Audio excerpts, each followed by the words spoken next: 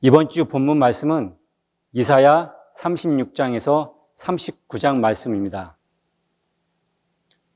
여호와께서 기도를 들으시고 말씀하시고 직접 행하시는 신탁이 8번이 있습니다. 그 말씀하시는 것을 히스기야의 삶 속에 실제로 이루어 가시고 히스기야는 하나님의 권능의 능력을 체험하고 하나님을 신뢰함으로 기도하고 동행함이 지속적으로 나타나는 장입니다. 참 신앙은 삶, 진실 그 자체로 자신을 소박하며 소박한 삶 그 자체로 복이 깃든 삶인데 우리는 어떤 종교 규칙을 지킴으로 현 상황에서 해방될 거란 생각을 합니다. 소박하지만 진실된 삶, 어떤 상황 속에서도 나의 가치를 갖고 나갈 때 내가 가질 수 없는 나의 진실을 만나게 됩니다. 그것이 나의 악이든 연약함이든 아니면 가슴 아픈 죽을 것 같은 심판이든 그럼에도 불구하고 이 삶 속에 생존을 넘어 무엇을 진정 두드리고 살고 싶은지 또 무엇을 누리길 원하는지 그걸 찾을 때 여호와의 말씀이 이루어지는 신탁을 만나게 되며 그것이 곧 주의 뜻이 이루어지다의 삶, 곧 주님의 기도의 삶으로 하나 되어 가게 됩니다. 그 하나됨에서 깊고 능력 있는 삶을 그냥 누리게 됨을 이번 본문에서 만나게 됩니다. 36장, 39장의 사건은 언제입니까? 715년에 히스기야가 등극하여 14년 후에 BC 701년에 일어난 이 사건은 아수르의 침공에 초토화될 풍전등화로 하나님의 말씀이 핵심이 되어 그 말씀이 현실로 이루어짐을 보게 됩니다. 그리고 히스기야가 15년의 생명을 연장한 후 687년에 사망합니다. 그 후에 598년에 그 자손인 여호야긴은 바벨론 포로로 잡혀가고 유다는 587년에 결국 멸망하게 됩니다. 당시 정세는 종교화됐고 또 말뿐이며 친애굽주의에 허술하고 싸울 힘이 없었고 또 식량 부족 상황과 난민은 속출하고 무책임한 강요에 자기만 아는 급급한 상황이었습니다. 이런 역사적 정황과 사건 후에 바벨론 포로지에서 선포받는 백성들은 자기들의 포로됨과 파괴된 삶의 현장에서 아수르의 사건과 히스기야의 생명 연장이 그 사건이 과연 그들에게 어떤 의미가 있었을까요? 그리고 그의 마디마디 어려운 상황 속에서도 끊임없는 기도와 들음이 어떻게 유다에게 구원을 얻게 되었는지 그리고 과연 무슨 가치를 세우고 살아야 정말 구원을 살아가는 건지를 오늘 본문 말씀을 통해서 함께 만나보시겠습니다. 36장 상황은 1절 히스기야 왕 14년에 아수르 왕 사네립이 올라와서 유다의 모든 견고한 성을 쳐서 취하니라. 그리고 예루살렘 공격을 앞두고 랍사게, 즉 우리가 다 아는 내용이죠. 왕의 술잔을 따르는 자라고 하죠. 그 군대 장관이 그 윗못 수도 큰 길에 서서 항복을 요구하는 연설을 합니다. 그때 엘리야김, 서기관 셈나, 사관 요아 그들은 역사적 기록을 남기는 최측근으로 우리나라의 영의정, 좌의정, 우의정 같은 사람입니다. 그들은 말뿐이고 또 무책임하고 자기 자리와 정권 유지하기 위한 것만 급급했습니다. 그리고 이들은 애국과 손잡은 친애국주의자의 사람이었죠. 이때 아수르 상황은 사르곤 2세 사망 후 사네립이 705년에 등극하여 바벨론의 무르닥 발라단에 10년 동안 반란을 진압하며 많은 전쟁을 했던 때입니다. 이제 랍사게의 협박 연설 내용을 보면 4절에 내가 믿는 그 믿는 것이 무엇이냐 5절에 누구를 믿고 반역하느냐 6절에 내가 애굽을 믿는도다 애굽은 갈대 지팡이로 손잡아봐야 전혀 의미 없다는 것입니다. 그리고 랍사게는 정확히 유다의 상황을 직시합니다. 선지자의 관점과 아주 일치합니다. 유다는 결국 멸망하게 될 것이라는 것을 얘기합니다. 7절에 산당제단을 히스기야가 제하여 버리고 유다와 예루살렘에게서만 예배하라 하던 그 신 하나님이 아니냐? 그곳에만 예배하는 이유가 거기만 계시는 하나님이냐? 하나님이 신이시면 모든 곳에 계셔야 하는데 예루살렘에 제사하는 그곳에만 계신다는 종교의 거짓을 꼬집습니다. 유다는 실제도 못 보고 말씀도 모릅니다. 호세아서 6장 3절 말씀에 우리가 여호와를 알자, 힘써 여호와를 알자. 6절에 나는 인애를 원하고 제사를 원하지 아니하며 번제보다 하나님을 아는 것을 원하노라. 그러나 유다는 형식인 번제와 제사를 더 원합니다. 그리고 랍사게가 계속 말합니다. 8절 말씀에 내게 하라. 말 2,000표를 주어도 너는 그 탈자를 능히 내지 못하리라. 9절에 애굽을 믿고 병기와 기병을 얻으려느냐? 10절엔 이 땅을 멸하는 것이 여호와의 뜻이다. 그가 땅을 쳐서 멸하라 하셨다. 11절에 유다의 대답은 아람 방언을 아노니 유다 말로 말하지 마소서 하니 아랑곳 않고 랍사게는 12절에 계속 유다 말로 외쳐 대왕 아수르 말을 들으라 합니다. 14절에 히스기야에게 미혹되지 말라. 15절에 여호와를 신뢰하게 하는 것을 따르지 말라. 16절에 히스기야의 말을 듣지 말라. 내게 항복하고 내게로 오라. 그러면 곡식, 포도주, 떡, 포도원 땅으로 옮겨준다. 생존을 보장해 주겠다고 합니다. 그리고 18절에 자기 신들 중 자기 땅을 아수르 왕의 손에서 건지겠느냐?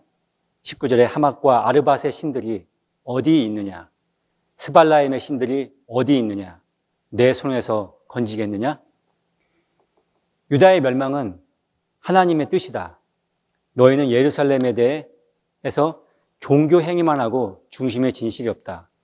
진정 생존의 길은 이 아수르의 손에 있다. 그러면서 아수르의 손에서 너희들은 건져낼 수 없으니 계속 항복하라고 위협합니다.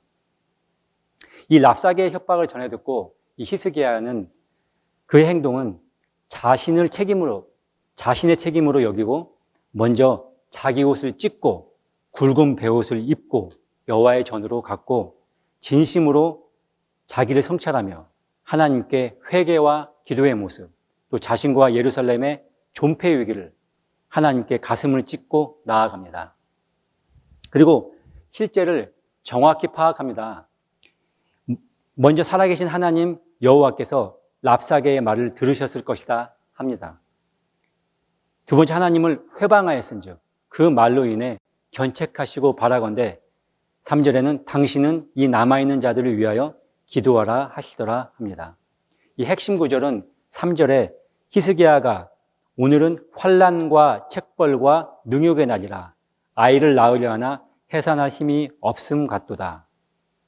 이렇게 실제를 정확히 보는 히스기야는 상황을 직면하고 또 심판을 받고 또 구원을 얻음은 곧 하나님을 중심으로 온전히 신뢰하는 그러한 모습을 볼 수 있습니다. 죽음의 심판까지도 그는 그 하나님을 신뢰합니다. 여기에서 이 환난 날은 시편 20장 1절과 50장 1절 말씀에 환난 날에 나를 부르라 내가 너희를 건지리니 내가 나를 영화롭게 하리로다의 말씀이 가슴에 있었습니다. 책벌은 이사야 2장 4절 말씀, 11장 3절에서 4절 말씀에 공의로 심판하시는 하나님, 이스라엘의 종교화와 형제 간의 단절을 꼬집고 이 능욕의 날이라는 말씀은 그들이 중심의 진실을 잃고 자기를 위하여 만든 것에 의존하는 모습입니다. 느헤미야 9장 18절과 에스겔 35장 12절 말씀에 자기를 위하여 송아지를 부어 만들고 이는 곧 너희를 인도하여 낸 애굽에서 나오게 한 신이라. 그렇게 하여 하나님을 크게 모독하였사오나 다시 말해 자기를 위해 만든 신으로 하나님을 크게 능욕합니다. 스스로 자기를 성찰하며 곧 망하게 될 민족을 위한 기도가 진실되게 이렇게 터져나오는 건 항상 말씀을 가슴에 담아놓고 살아온 흔적입니다. 5절에서 7절은 이사야에게 임하는 하나님의 말씀입니다. 6절에서 여호와께서 말씀하시되 보라 내 영을 그 속에 두리니 고국에 돌아갈 것이며 칼에 죽게 하리라 합니다. 후에 사내립은 말씀이 아닌 소문을 듣고 고국으로 돌아가며 그 고국에서 자기 중심적으로 듣고 또 살고 또 자기를 통제하고 스스로 불안해하며 스스로 멸망하게 됩니다. 현상은 거짓된 소문만 무성합니다. 왜곡도 되어졌고 진실 아닌 말에 자기를 완전히 의존하며 결국엔 죽음과 함께 스스로 멸망하게 됩니다. 36장 8절은 사내립이 림나를 힘들게 치고 있었고 그때 이디오피아 왕이 아수르와 싸우려 함을 듣고 사자에게 서신을 주어 히스기야에게 보냅니다. 내용은 정말 간단합니다. 열국을 멸한 것이 자기다. 그러니 너희는 구원을 받겠느냐? 불가하다 합니다. 자기 힘의 교만함에 도를 넘습니다. 그리고 예루살렘이 아수르의 손에 넘어가지 아니하리라 하는 말에 속지 말라. 물론 이 난공불락인 성인 예루살렘이었다 하더라도 당시 열국을 초토화시키고 있는 이 왕의 친서는 그에게 절망이었을 겁니다. 그러나 그의 태도는 기도로 계속 이어집니다. 14절 20절 말씀에 사자들의 손에서 글을 받아보고 바로 여호와의 전에 올라가 그 글을 여호와 앞에 펴놓고 여호와께 기도하며 이르되 하며 여호와여 여호와여 여호와여 이렇게 4번이나 반복합니다. 그렇게 부르고 17절에 귀 기울여 들으소서 눈 뜨시고 보시옵소서 이 모든 회방한 모든 말을 들으시옵소서. 18절에서 29절 말씀은 아수르가 열국과 땅을 황폐하게 하고 신들을 불에 던졌으나 그들은 신이 아니라 사람의 손으로 만든 나무와 돌입니다. 그러므로 멸망을 당하였나이다. 20절에 여호와여 우리를 그 손에서 구원하사 천하 만국이 주만 여호와이신 줄을 알게 하소서. 여호와의 전에 여호와 앞에 여호와께 이렇게 기도하는 히스기야. 이 기도에서는 살아계신 하나님을 야다하고 가슴과 가슴으로 만나고 천지를 만드시고 천하 만국에 오직 유일하신 여호와를 가슴 깊이 야다한 사람. 그걸 알고 누리고 살며 생각의 기도가 아닌 삶의 실제 아버지의 긍휼을 가슴에 담고 살고 있으며 또 그 사랑을 기다렸던 사람으로 하나님의 말씀을 이렇게 만나게 됩니다. 마치 들림의 기도 같습니다.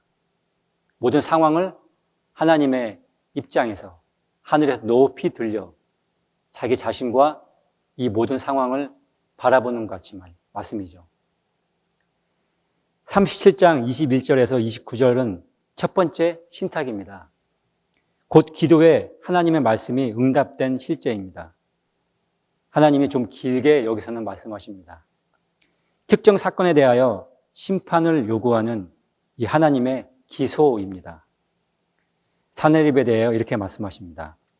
이 처녀딸 시온이 너를 멸시하며 너를 조롱하였고 예루살렘이 너를 향하여 머리를 흔들었습니다. 이 시온은 보통 이 하나님의 임재를 말씀하심을 우리가 다 알고 있습니다. 그 하나님이 자기 백성과 동일화하시며 사내립에 대하여 우린 너를 두려워하지 않는다. 그리고 오히려 비웃고 조롱하고 있다 합니다. 26절 말씀에 내가 어찌하여 듣지 못하느냐. 이 일들은 내가 태초부터 행한 바요. 상고부터 정한 바로서 이제 내가 이루어 네가 견고한 성읍들을 헐어 돌무더기가 되게 하였노라. 태초부터 행하셨고 아수르 왕은 그 도구에 불과하며 세상 일은 들어도 하나님 말씀을 전혀 듣지 못하는 사내립을 봅니다. 교만하면 남의 얘기를 듣지 않고 자기 말만 옳다라고 생각하는 것과 일치합니다. 그리고 29절에 하나님의 청천벽력의 말씀이 선포됩니다. 네가 나를 거슬러 분노함과 내 오만함이 내 귀에 들렸으므로 내가 갈고리로 내 코를 꿰며 재갈을 네 입에 물려 너를 오던 길로 돌아가게 하리라 하십니다. 아무 말 못하고 큰 충격이 있을 어떤 말을 잃게 되는 그런 현상을 미리 알려주십니다. 그 두 번째 신탁은 30절에서 32절 말씀인데 만군의 여호와의 열심으로 히스기야에게 징조까지 보여줍니다.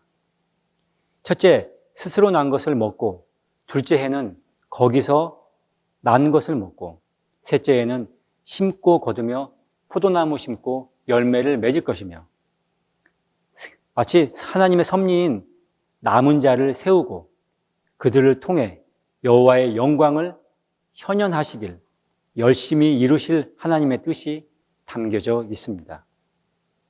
32절 말씀에 남은 자가 예루살렘에서 나오며 피하는 자가 시온산에서 나올 것임이라. 만군의 여호와의 열심히 이를 이루시리라. 그리고 세 번째 임하는 신탁의 말씀은 33절과 34절 말씀에 아수르에 대해 이르시는 여호와의 말씀이 이릅니다. 그가 이 성에 이르지 못하여 화살을 하나도 쏘지 못하며 방패를 가지고 성에 가까이 오지도 못하며 흉벽을 쌓고 치지도 못할 것이요 오던 그 길로 돌아가고 이 성에 이르지 못하리라. 나 여호와의 말이니라. 35절은 네 번째 신탁입니다. 내가 나를 위하여 내 종 다윗을 위하여 이 성을 보호하며 또 구원하리라 하십니다. 사도행전 7장 48절 말씀에는 지극히 높으신 이는 손으로 만든 집에 거하지 아니하시고, 사도행전 13장 22절 말씀에는 다윗을 내 마음에 합한 사람이라, 임재의 사람이다라고 하십니다. 그리고 만유에 계신 하나님, 숨어 계시는 하나님, 말씀이신 하나님을 진실로 구하고 찾고 두드리는 그것이 우리를 그 하나님께로 이끄는 구원의 열쇠임을 또 만납니다. 36절에 여호와의 사자가 나가서 18만 5천을 쳤으므로 아침에 일찍 일어나 본즉 시체뿐이라. 이 한 절로 이 엄청난 일을 단순히 표현하는 성경은 정말 놀랍지 않습니까? 37절 말씀은 사네립 왕이 떠나 돌아가서 니느웨에 거주하더니 39절에 자기 신 니스록에 경배하다가 그의 아들 아들람멜렉과 사레세덱에 칼로 죽임을 당합니다. 자기 수호신이 결국 자기의 무덤이 된 이 사네립의 최후는 정말 엄청난 권력과 힘과 부와 모든 것을 가졌음에도 불구하고 자기 중심적으로 살고 끝까지 통제의 컨트롤을 놓지 못하는 두려운 삶의 최후를 보며 저 자신 스스로 말씀 앞에 겸비하게 됨을 봅니다. 삶은 행복해야 살만 나는 것 같습니다. 사네립의 최후는 자기 수호신, 즉 돈과 명예 그 등에서 벗어나지 못하고 산 삶의 최후를 보여줍니다. 우리가 가슴으로 느낀 하나님의 임재와 삶의 말, 행동들을 우리의 삶에서 모두 들어보시고 보시고 계신 이 하나님을 인식하고 일상을 사는 삶입니다. 상황, 그 어떤 현상의 그 상황, 어떤 어려움이라도 임재 앞에 다스려지고 하나님의 주권 앞에 잠잠하게 됨을 만납니다. 38장은 히스기야가 이제 병들어 죽게 되매 하나님께 기도와 청원을 합니다. 이 다섯 번째 신탁의 1절 말씀이 여호와께서 이같이 말씀하시기를 너는 내 집에 유언하라 내가 죽고 살지 못하리라 한 후 기도와 청원 내용이 3절에 잘 보여줍니다.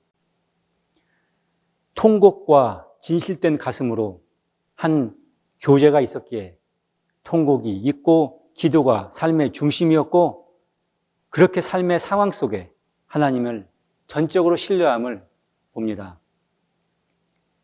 말씀에 구하오니 내가 주 앞에서 신실과 전심으로 행하며 신실과 전심으로 주 앞에서 행하며 주의 목전에서 선하게 행한 것을 기억하옵소서 하고 심히 통곡합니다. 삶에 행한 것을 함께 하나님과 묻고 행했던 그런 기억이 과연 우리는 얼마나 있나요?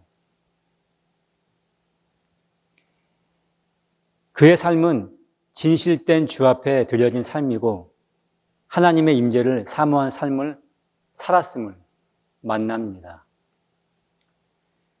38절 5절에서 6절은 여섯 번째 신탁으로 여호와께서 말씀하시기를 내 기도를 들었고 내 눈물을 보았다 하시며 내가 네 수안에 15년을 더하고 6절에 너와 이 성을 아수르의 왕의 손에서 건져내겠고 이 성을 보호하리라. 그리고 징조를 보여주십니다. 그림자를 뒤로 10도 물러가게 하시니라.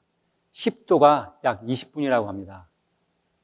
그런데 20분을 뒤로 하니 40분이 지연되었다는 건 온 우주, 태양계 전체를 주관하시고 만드신 이 하나님의 권세가 나타납니다. 이 단 한 사람의 가슴에 통한 삶이 있었기에 이런 우리의 짧은 생각으로 이 엄청난 기적 같은 일들이 삶의 실제가 되어 일어나는 것 같습니다. 38장 9절에서 20절은 전에 들으셨던 히스기야의 가슴의 시, 믹담, 금언 시입니다. 병이 나은 후에 지은 시입니다. 이 기도 속에 그의 삶의 행동 패턴과 진실함과 하나님과의 어떤 관계였고 그의 삶 속에 어떤 선택을 했는지를 잘 엿볼 수가 있습니다. 전반부 10절에서 14절은 내가 중년에 죽게 되었다. 12절에 생명이 온전히 죽게 있습니다.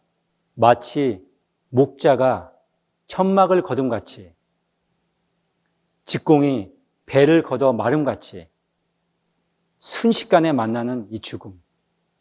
그렇게 먼저 자신의 연약함을 성찰하고 생명이 온전히 죽게 있음을 그리고 그 주님께 간청을 드립니다. 그 둘째는 홀로의 시간에 하나님께 나아가는 기도를 합니다. 14절 말씀에 내 눈이 쇠하도록 앙망하나이다. 나의 중보가 되옵소서. 15절 16절 말씀은 주께서 내게 말씀하시고 16절에 사람이 사는 것이 말씀에 있고 내 심령의 생명도 온전히 말씀에 있사오니 원컨대 나를 치료하시며 살려주옵소서. 이 말씀을 사모하고 청종한 히스기야를 만납니다. 17절 20절은 찬양하는 삶, 여호와의 임재 안에 찬양과 감사와 노래가 흐르는 삶, 가슴의 진심과 중심이 통하니 삶의 어떠한 희노애락도 하나님과 함께 나누며 감사와 기쁨이 가슴으로부터 흘러나왔던 삶입니다. 18절 말씀에는 스올이 주께 감사하지 못하며 사망이 주를 찬양하지 못하며 구덩이에 들어간 자 주의 신실을 바라지 못하되 오직 산자 곧 산자는 주께 감사하며 주의 신실을 아버지가 그의 자녀에게 알게 하리이다. 20절에 나를 구원하시리니 우리가 종신토록 여호와의 전에서 수금으로 노래하리로다. 그리고 종기가 났습니다. 이 우리가 먹는 이 무화과는 중동에서 그 약재로 쓰인다고 합니다. 이 무화과에서 나오는 이 하얀 진이 있는데 그게 치료제로 아마 쓰여지지 않았을까 싶습니다. 39장에 들어서 1절에 그때 바벨론 무로닥 발라단이 히스기야에게 예물을 보냅니다. 사실은 그가 병이 난 것뿐만 아니라 이 아수르를 대체 어떻게 물리치게 된 그 근본 원인도 파악하기 위했는데 당시의 국제 정세는 열국이 아수르를 물리친 예루살렘과 함께 공생하기를 원했습니다. 그리고 유다는 주변 나라에 잠시 동안 맹주로서 자리매김을 하게 됩니다. 그리고 그의 행동은 그 맹주로서의 보여주기입니다. 금과 기름과 선조가 모았던 모든 보화를 이 사신에게 다 보여줍니다. 그리고 이사야의 물음이 3절에 시작됩니다. 어디에서 와서 무엇을 보았나이까? 원방 바벨론에서 와서 궁전 창고에 있는 보물을 보여주었나이다. 라고 히스기야는 답변합니다. 7번째 신탁은 5절에서 6절이 이릅니다. 하나님 말씀을 들으소서. 이사야 선지자가 대언합니다. 보라, 달이 이르리니 내 집에 있는 모든 소유와 내 조상들이 오늘까지 쌓아둔 것이 모두 바벨론으로 옮긴 바 되고 남을 것이 없으리라. 여호와의 말이니라. 그리고 마지막 8번째로 임하는 신탁의 말씀 7절에 내게서 태어날 자손 중에서 몇이 사로잡혀 바벨론 왕궁 환관이 되리라. 이에 대한 히스기야의 대답은 불평이 아니고 여호와의 말씀이 좋소이다. 내 생전에는 평안과 견고함이 있으리라. 하나님의 섭리를 수용하는, 또 그를 신뢰할 뿐만 아니라 심판도 수용하는 히스기야임을 볼 수 있습니다. 역대하 말씀에 32장 24절에서 26절 말씀에는 전에도 저희가 한번 같이 본 것 같이 종교적 관점에는 히스기야가 어떤 면에서 교만하여 진노했다라고 합니다. 그리고 그 교만을 뉘우쳐 생전에 평안했다는 평면적인 생각을 하게 됩니다. 그는 심판의 말씀에도 불구하고 그는 여호와의 말씀이 좋았더라. 토 그렇게 말합니다.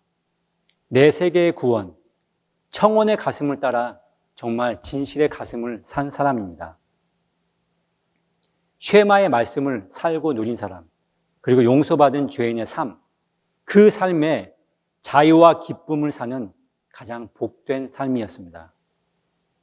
악할 수밖에 없는 자신을 용서하고 무한한 사랑을 신뢰하는 것이 삶을 아름답게 피어나게 합니다.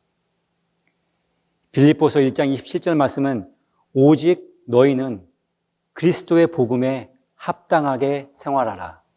이는 내가 너희에게 가보나 떠나 있으나 너희가 한 마음으로 서서 한 뜻으로 복음의 신앙을 위하여 협력하는 것이다. 말씀을 정리합니다.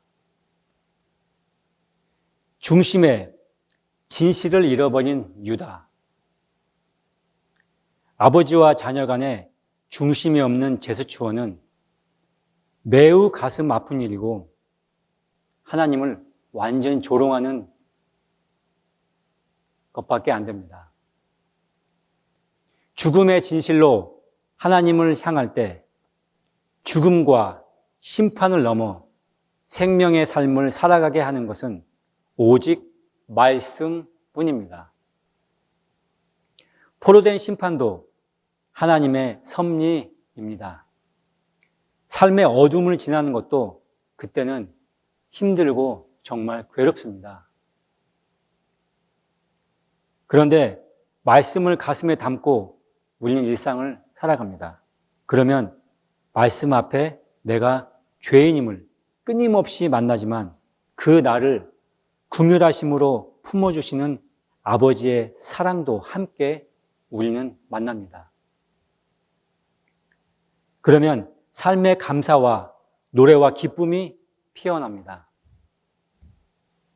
삶의 모든 자리로 우리는 다 섭리로 받습니다.